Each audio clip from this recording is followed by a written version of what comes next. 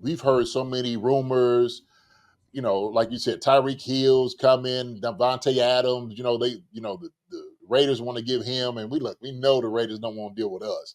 That's the one place they're saying he cannot go. They're saying, look, yeah, I don't care if the Chiefs call, they could come knock on the door, they could come on my front lawn. We are not doing anything with the Chiefs. Can you imagine what Davante Adams would do coming here? I mean, you talking about like he would take it personally against him and the entire league. So um, I just don't see that happening. If there's a pathway to it, if there's a way, Marcus.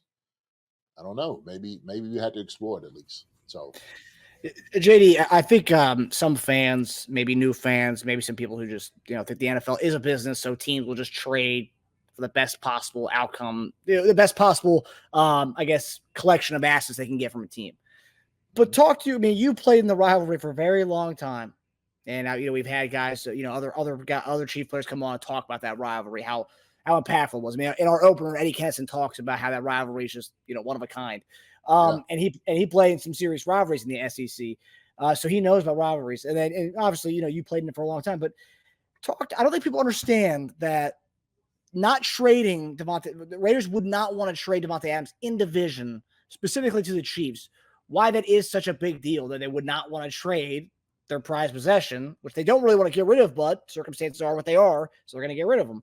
Talk about why that is such a big deal, is why they would not trade him to us. Well, obviously, the first thing is that they don't really gel well with the Chiefs at all. They could care less about our happiness or our success. They want all the bad to happen to us in the world. They want to happen to us. I'm using old, Dave Chappelle being Silky Johnson going up there hating the haters of the world, and that's how they would be with us. But also, too, man, look, Davante Adams was a very talented guy. When you have a guy that goes in and knows all your secrets, know all your offensive, defensive secrets coming in, that'd be an easy thing just to plug as far as like how they do their structure, okay, schemes, if you will, how they talk about how they prepare themselves for a game.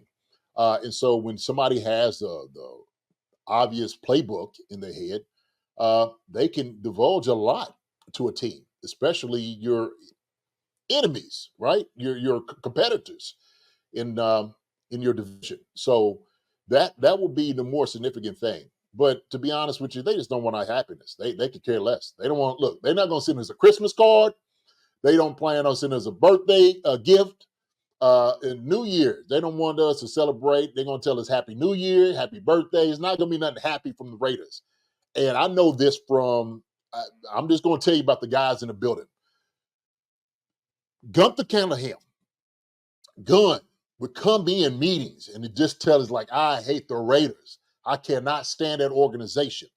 And they was this, they were that, and these guys like misery, and he would just come in and just really dog cuss these jokers.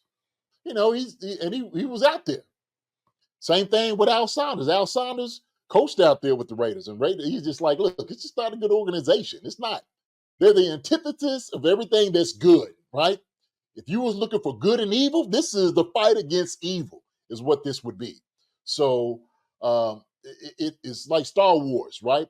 The Force against, the dark side. So that all those things that we talk about, it's a real deal, man. It's a real thing. I had a chance to go out there as a free agent to the Raiders. I went there and talked to they brought me in and talked to the people, and I was just like, you know what, this ain't so bad. This ain't so bad. And so I remember going at the time. It was head coach. I see his face. Dad got it. Norv Turner. Norv was out there. Okay, and I played against Norv a long time, man. Good guy. Just talking to him, he's like, yeah, man, we do things the right away. I just want you to know, you're gonna come out here, you're gonna be hated, and this is what the culture. And I could see it was significantly different than it was in Kansas City. And so it wasn't literally. I was about to get on the plane. Now, first, I'll check it. Hold on. I got to the airport. Okay. Carl Peterson got wind that I went out there. Okay. Denver had called. They found out I was out there, the Raiders. They called my agent when I got to the airport. They said, look, we're putting Jason on a first class flight to Denver right now. We'll have a contract ready to sign for him. We want him out of here. And I was just like, well, shoot, great to be wanted. And I'm like, here we go. I'm going to Denver because I was heading back to Kansas City. Another phone call. Who is it? Carl Peterson. I'm like, oh, what's up, Carl? What's going on? So Jason, so I heard you just got finished visiting the Raiders. We heard that they got a contract ready for you to sign. We just now got wind that you're going to Denver. And I'm telling you how fast things happen on first class. Now, I'm going to tell you right now, we want to keep you here in Kansas City as a Chief. We've been talking to you. We're going to make you the highest paid. And he felt like, backup tight. I said, look, first off, man, I'm not a backup tight end. I'm going to Denver. I'm going to the Raiders to be the number one guy. Like I started when I was in Philly. That's who I am. I'm not a backup. He's like, I agree with you. He said, you know what? Give me, he said, give me 2 minutes. And I said, look, Carl, I'm going to just tell you this. Either I'm coming there to Kansas City to take stuff out of my locker, or I'm coming there to put things in and stay a Chief. So we can make this decision between me and you. At the end of the day, it's going to be my name and your name on the contract. That's what it's going to be. So our pit bulls, my agent, and yours, and all of it's going to come to us. He said, you know what? Give me 2 minutes, and rest is history. Came back to Kansas City, and so did right by me. But I was that close, almost from being a Raider. I was almost that close, but they did not want it to happen. They did not want me to go out there to the Raiders. They just didn't want it. No, you go anywhere else. Raiders in Denver. Okay, brought on a phone call. So that's how deep the hate and the disdain goes for some of these organizations. So there it is. That's wild. The fact that Denver wanted it on the JD sweepstakes too. That was you had the 75% of the AFC West vying for you. It's on it, man. It was on it. Yeah, glad you stayed, JD. Me too. So glad. And that's where I find some of the best fans, some of the best people out there, some of my best friends that I've had acquired in my life with a great organization is out there in Kansas City. And I'm so thankful that I stayed, So it was a good thing, man. Thank you, Lord. Thank you. Yes, sir. Praise God on that one. That's why, and I found my baby out there. I found my wife, and there you go. Like I said, and those things are very important. So I'm so thankful that I became a Kansas City Chief for the end of my career. So yeah. Well, sometimes organizations need a little push. And Denver and the Raiders kind of giving you that extra push to get Carl to get the deal done. You need a little push. Yeah. Are we going to do that with Davante? Are we going to do that with Tyreek? That's the question. What's going to be the push? Because I think I said for Antonio Pierce to like his tweet, like, oh, okay, Instagram, we let you go. You want out of here? We'll give it to you. So Sucker didn't come to practice today. He's like, this is it. There's no saving, salvaging this relationship. It is done. So, yeah, the Davante Adams thing is a whole weird thing, and I don't think I think Tyreek Hill has a higher chance of coming back to Kansas City over us getting Davante Adams. That's my opinion on it. I don't think either going to happen. But I do want to ask you this, JD, because a lot of people are saying we don't need him, and I know you're big on keeping the guys. You like the group that we have. You like who's in the house. You like who's in the practice squad, who can be elevated. You kind of like what we have right now, the skeleton of what we have in that receiver room right now, even with Rashee Rice's injury. But this is something that I've seen a lot of people arguing about. Some people are saying to go all in on a three-peat. It only comes around doesn't come around often for a team to go for a three-peat in the NFL. And it's like put all your chips to the middle of the table. It's like if you're Brett Veach, you have a shot. Right now, we don't know what Rashee Rice is, how long he'll be out. It's a mystery there. And, Dolphins are in a bad spot right now. It's like, okay, it might take a lot of assets to get Tyreek Hill. And the contractual stuff, they can figure that out. I think next year will be the hard part to try to move stuff around to kind of get him. But for the rest of this season, it'll be fine to bring him on as far as contractually with how much money we have. But next year will be the tough spot. Where are you when it comes to jeopardizing future assets to go all in for this year? We have Kelsey. He's an older guy, but everything else, this team's very young team. This is one of the youngest teams in the league. Mahomes is young. Chris Jones is still young. The whole team, O-line, everyone's young in this team. But where are you when it comes to cashing in chips for the right now, which could affect us long term? The draft picks next year. Because this team is every year. It's so young, and we rely on rookie guys, sophomore guys to come in and fill big shoes for the Super Bowl runs we make every year. But where do you stand on cashing in right now for this repeat? You know what? It's very intriguing to go get a guy, high-rated guy back here. The thing is, like you said, the assets we have to give up to get a guy will be significant for either one. And after you have it for that year, then the very next year you're going to have to go. It's going to hit you over the head. What are you going to do with it? All right. What do you do? So for me, like I said, it's enticing to think that. But for me, I think we've done a great job building a championship culture here.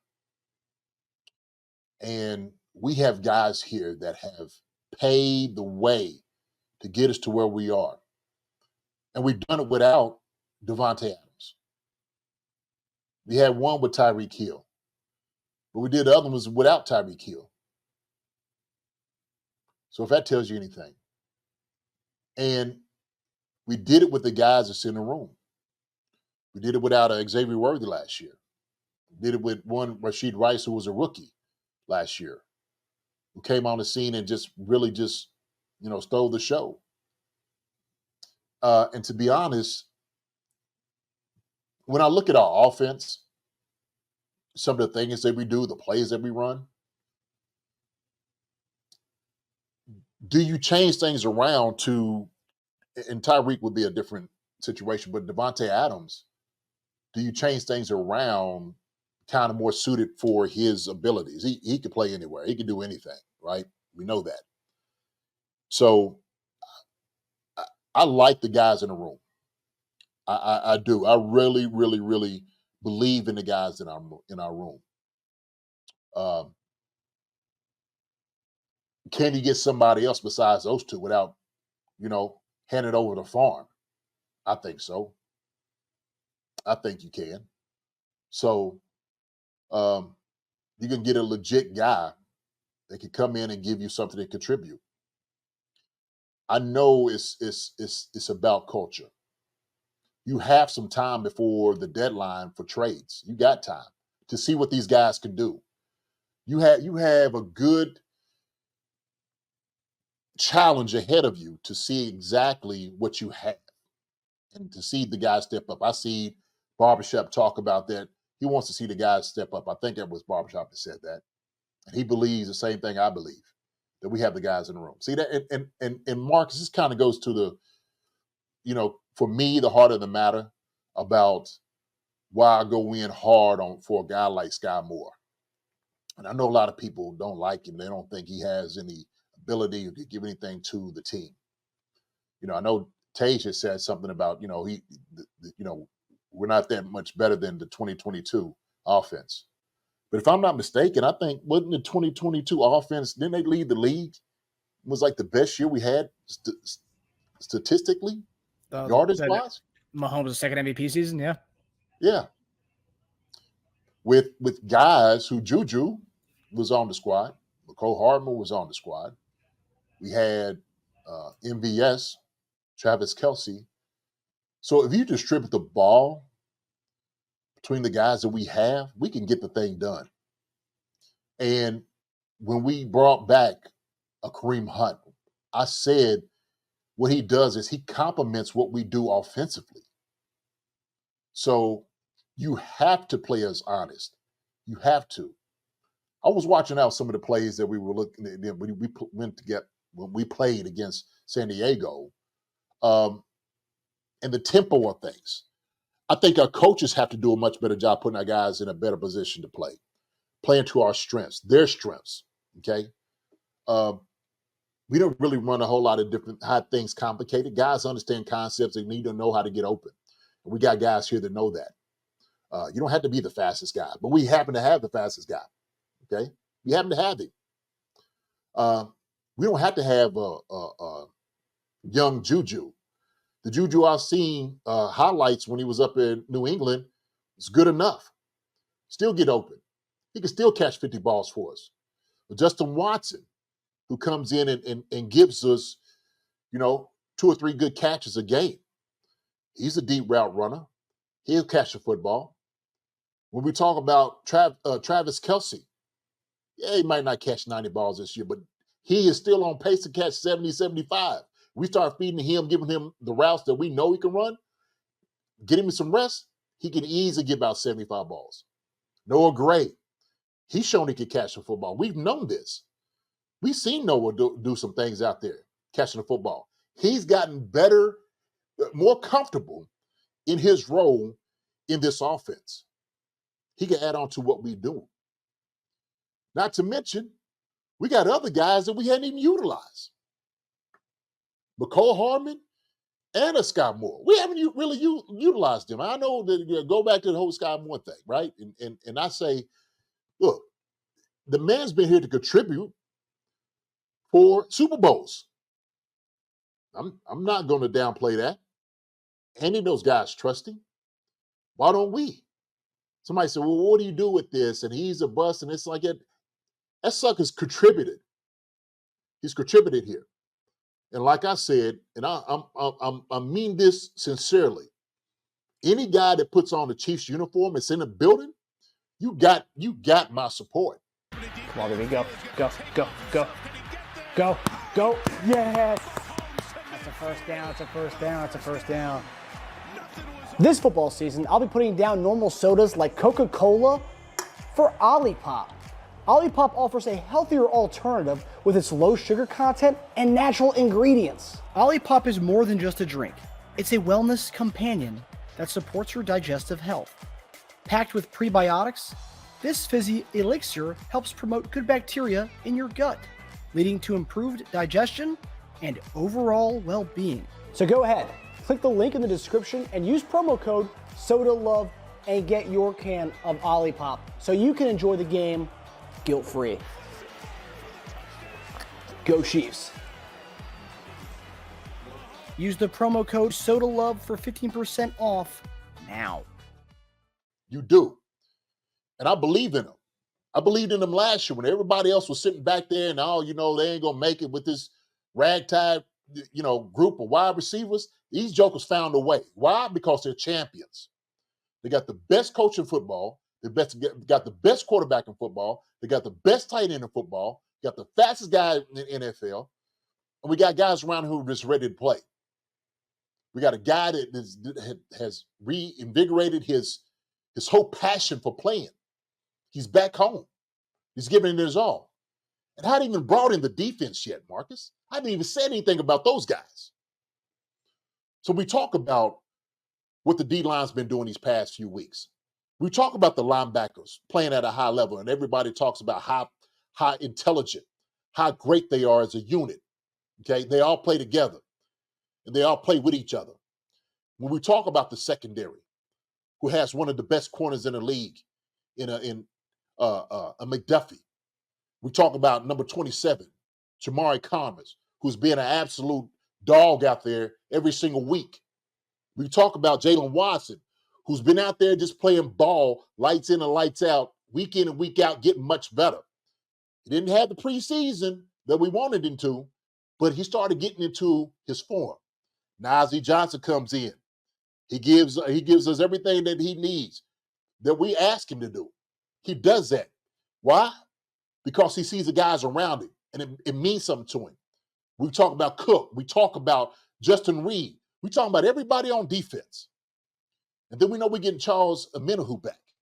Charles is coming back. It's going to help us out defensively. When our defense needs to bow up, when they need to come out and play, we sit there and put these jokers in chains when they need to do it. So, for me, this is about a brotherhood and a family. This is what this is. And I don't think that we need to go out here searching for everything else as the answers. We've always found the answers inside the building. I think the answer still lies within the building itself, within the guys, within the coaches, with everybody that's put in and bought into this. That's what I believe. These guys are doing it for each other. That's why, like, it upsets me sometimes when I hear so much of this out here. Like, it just absolutely runs through me. Because when you're talking about a family and a team concept and a brotherhood, you don't abandon them when they're going through a hard time. Whether it be a Sky Moore or Justin Reed or Nick Bolton or whoever it is. You don't abandon the guy when that happens.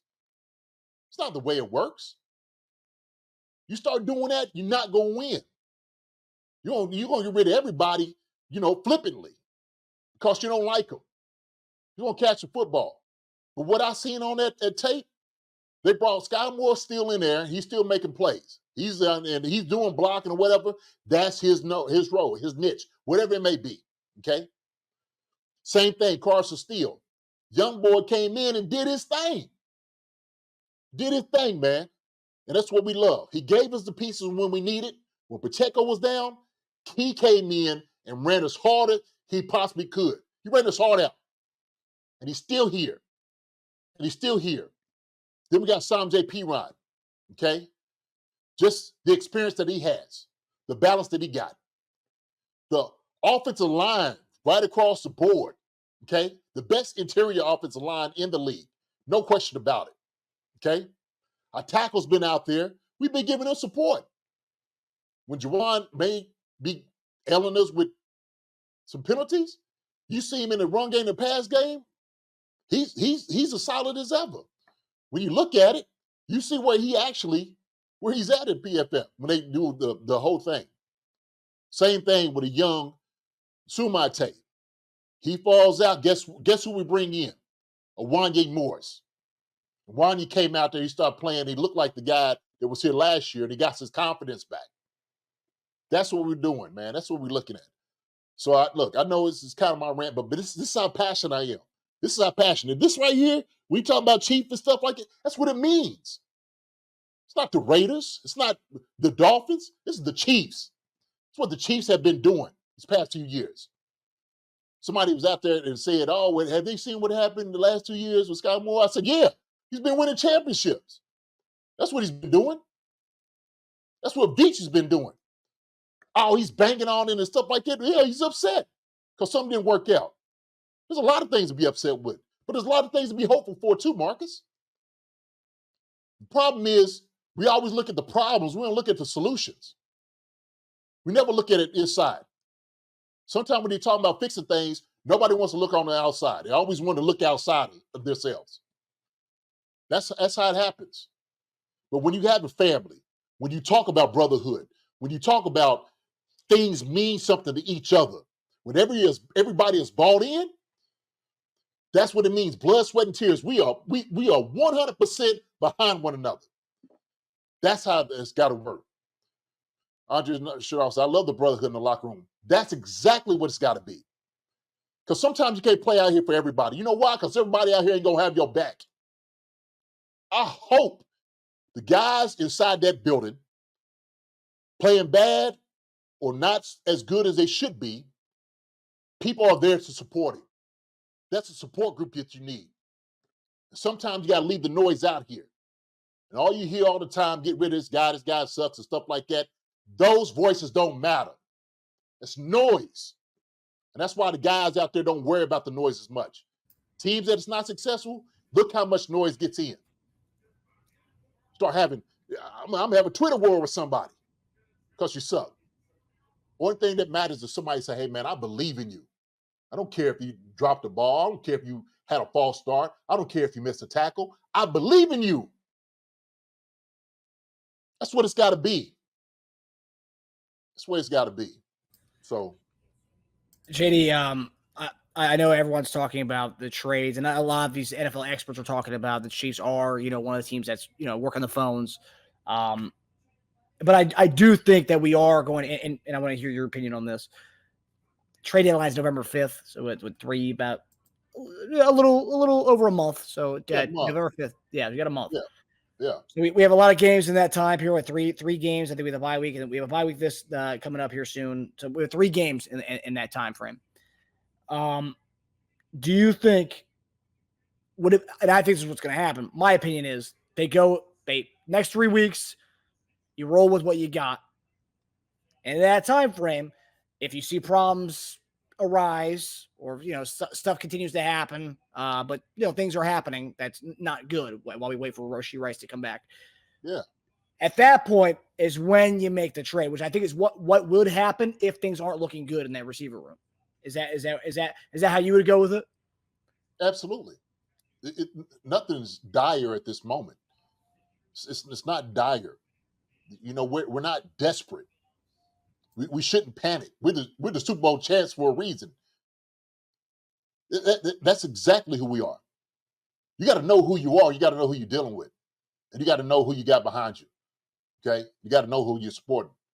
When I started seeing some of these other people out here, and it is the noise and all my guys, the Chiefs, and all, and they taking me through, and I look at somebody new said, check your blood pressure. Look, my blood pressure, we even. When you play football, when you in the locker room, your championship mindset that I see Ruben DeCruz says, he knows exactly what it is. You got to be even keel. That's what it has to be. And I'm gonna bring somebody up, man, and I appreciate it so much because I didn't get to talk about it, but Amder Brown, thank you, because Amder Brown said something to me about kind of the situation with Sky, and I really had to kind of dissect it a little bit more. So I'm gonna say this, okay? You want to give me a minute on this. I'm a couple, but I thought about this, Amder Brown, that if a guy is struggling, and we see CEH have struggled, okay, and he's gotten help with some of the things that he's going through, the PTSD. If this young man needs some type of help or the support to get himself together, then that's what should be done. The pressure that guys go through that play football or any probably professional sport is immense. And it comes with the territory, the haters and the doubters.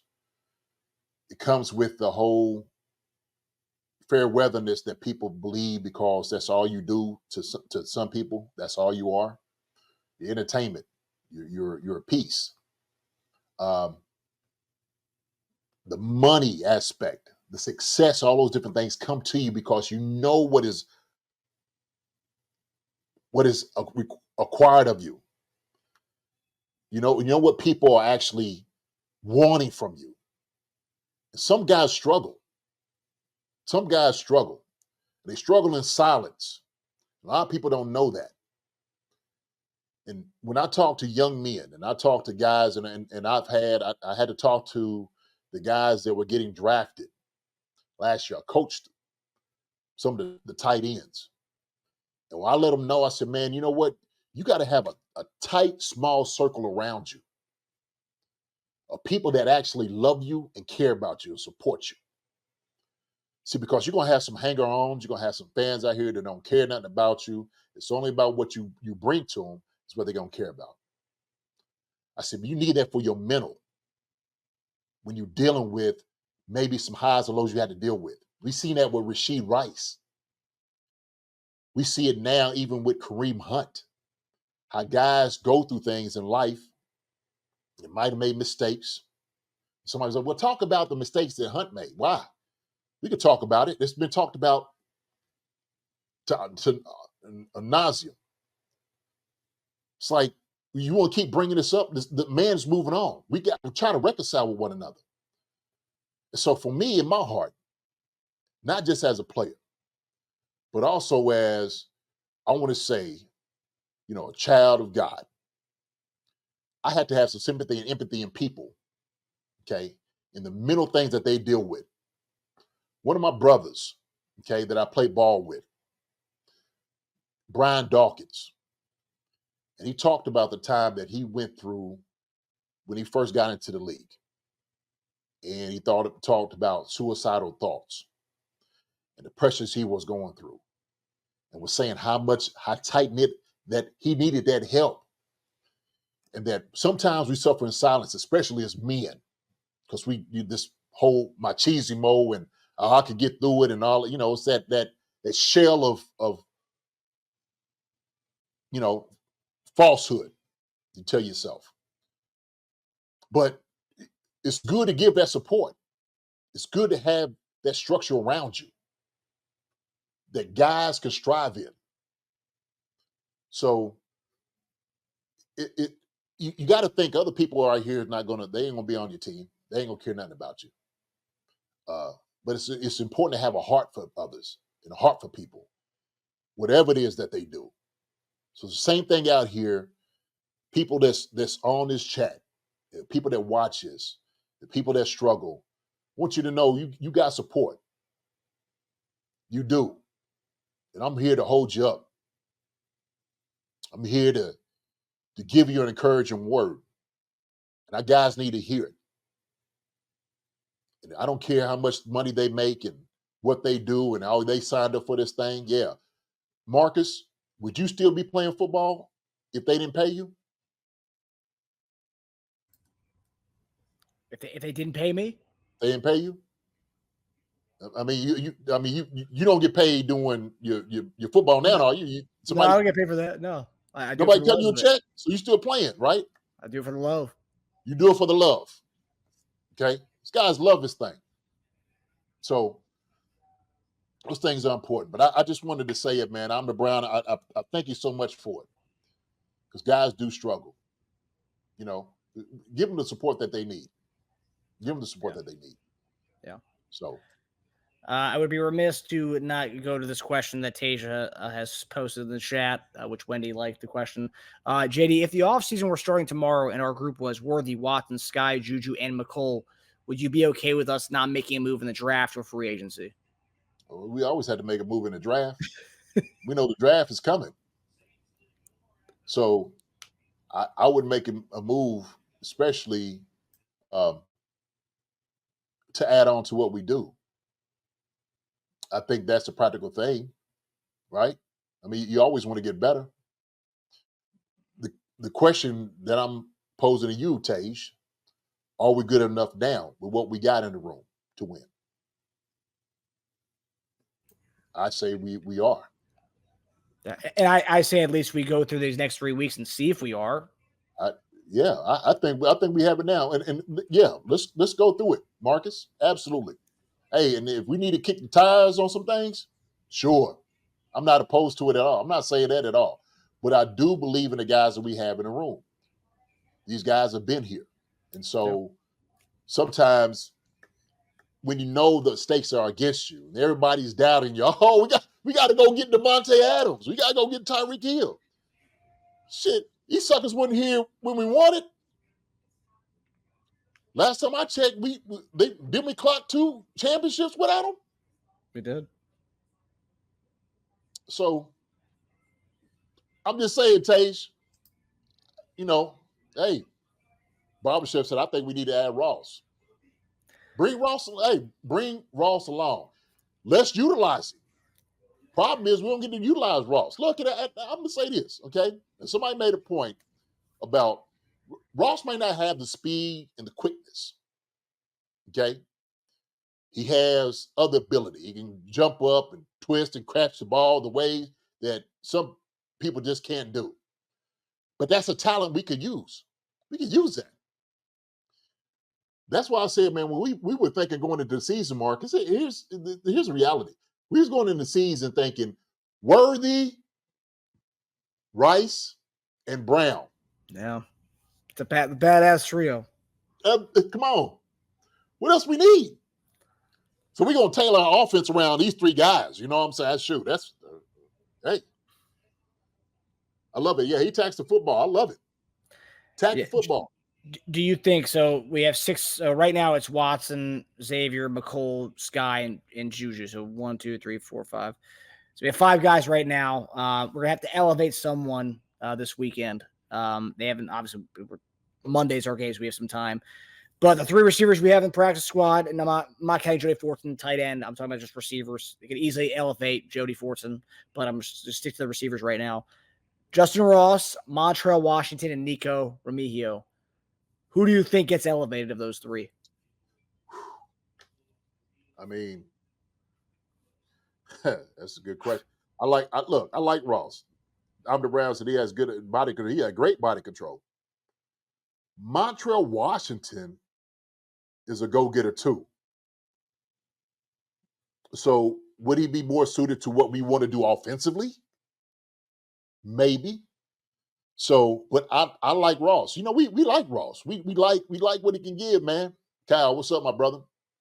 We like what Ross can give to the game. The thing is, can we throw it up to him? Can we use it? Can we utilize it? You know what I'm saying? Why have a tool and not use it, brother? So that's how I feel. That's how I feel. And I hope now with, I mean, he's going to have to kind of change up, this offense a little bit, try to tinker it to try to fit these guys' strengths. If you do pull up Ross, then you do utilize those strengths. You do try to utilize his strengths. You try to utilize Xavier Worthy's strengths. You try to utilize McCole Hardman's strengths. You try to utilize Sky Moore's strengths. You try to use Juju's strengths. I mean, he can do it. It's just not the offense that we thought coming into the season. So now Andy's this brilliant play caller. Now it's time to, work your magic, do your thing. I mean, a lot of it's going to come down to coaching. And I know everyone wants to blame Matt Nagy for all the woes we've had over the last 2 years, which, again, we are, going for a three-peat. But I've seen a lot of Matt Nagy as the reason why Mahomes has regressed since that MVP season. I've seen a lot of that. Shoot, I thought Andy's the one to call plays. Right? Well, who is it? Then all of a sudden, crazy. Yeah. But I agree with you, Marcus. It's a great point. I do believe it takes the coaches to scheme up getting the best out of those guys. It's going to take them to do it, okay? Because I'm telling you, the playbook that they had, all right, the playbook they had, Brown, Rice, Worthy, and of course, Travis. Yeah, very, very capable guys. Very capable guys. I'm not opposed to going to get, but I'm saying, look, we got to find out. Well, we know what we got in house. We got to keep proving it to ourselves. So that's how I feel. I seen Kyle Nagy when it's wrong, Andy when it's right, just like it was with EB. Is also what he said. So that's 100% what it is. It's actually really obnoxious. Hi everybody, thanks for watching. Subscribe here to get the latest from the show. Also, be sure to check out the best clips from Chief Concerns. And if you prefer to listen to the show, subscribe and follow us on Apple Podcasts, Spotify, and anywhere else you get your podcasts.